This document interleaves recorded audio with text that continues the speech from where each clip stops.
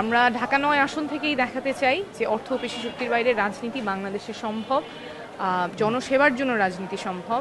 এবং এই যে একটা চিন্তা আছে যে পোস্টার ছাড়া, মাইকিং ছাড়া বা শোডাউন করা ছাড়া নির্বাচনে যেটা সম্ভব না, এটা আমরা ভাঙতে চাই। আমি আমার ক্যাম্পেইনটা খুব সচেতনভাবেই একটা ক্লিন ক্যাম্পেইন করার চেষ্টা করছি, যেখানে কোনো মাইকিং আমরা ব্যবহার করছি না, কোনো পোস্টার আমরা ব্যবহার করছি না।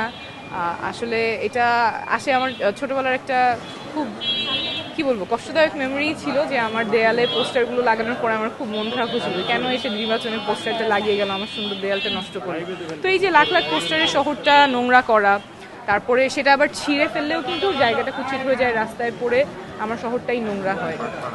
অতিরিক্ত লাউডস্পিকার ব্যবহার করলে যারা অসুস্থ আছেন, ছোটরা আছেন, মুরব্বীরা আছেন, শিক্ষার্থীরা আছেন, তাদের কষ্ট হয়।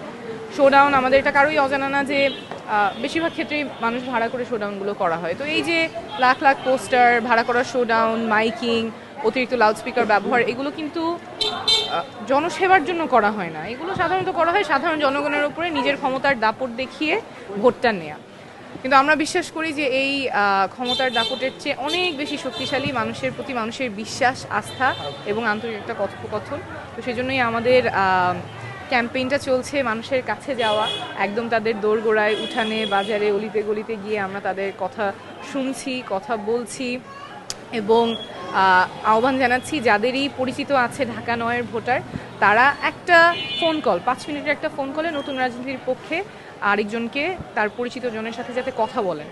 আমরা ঢাকা ৯ আসন থেকেই দেখাতে চাই যে অর্থ ও পেশি শক্তির বাইরে রাজনীতি বাংলাদেশে সম্ভব, জনসেবার জন্য রাজনীতি সম্ভব। এবং এই যে একটা চিন্তা আছে যে পোস্টার ছাড়া, মাইকিং ছাড়া বা শোডাউন করা ছাড়া নির্বাচনে যেটা সম্ভব না, এটা আমরা ভাঙতে চাই। ঢাকা ৯ আসন থেকেই আমরা ভাঙবো এবং এখান থেকে যদি আমরা প্রমাণ করতে পারি, একটা আসন থেকে, বাংলাদেশের একটা আসন থেকে যদি এটা প্রমাণ করতে পারি, তাহলে আগামীতে আরও অনেক নতুন মুখ আমরা রাজনীতি দেখতে পাবো, যারা অর্থ পেশি শক্তির বাইরে গিয়ে রাজনীতি করতে চায়, ভিন্ন রাজনীতি করতে চায়, জনসেবার জন্য রাজনীতি করতে চায়। দেখছি যে আমাদের যারা ভোটার আছেন, অনেকে নতুন ভোটার হয়েছেন, অনেকে আগেই ভোটার ছিলেন কিন্তু ভোট দিতে পারেন নাই এতগুলো বছর, সো প্রথমবারের মতো ভোট দিবেন, এটা নিয়ে মানুষের মনে অনেক উৎসাহ। একটু আগেই কয়েকজন আন্টি, তারপরে একেবারেই নতুন ভোটার যারা হয়েছে, ওনারা বলছিলেন যে খুব এক্সাইটেড, উৎসাহ নিয়ে ওনারা চিন্তা করছেন কাকে ভোট দিবেন, কখন যাবেন।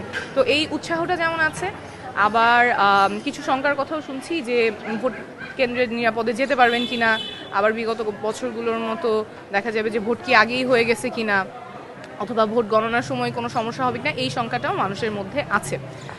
যেই উৎসাহ নিয়ে মানুষ মুখিয়ে আছে নির্বাচনের জন্য, আমার মনে হয় সেই ক্ষেত্রে মানুষের এই আশ্বস্ত হওয়া প্রয়োজন যে নির্বাচনটা সুষ্ঠু হবে এবং উৎসবমুখর পরিবেশেই সবাই সবার মনের মতো, ইচ্ছা মতো, স্বাধীনভাবে ভোট কেন্দ্রে গিয়ে নিরাপদে ভোটটা দিয়ে আসতে পারবেন।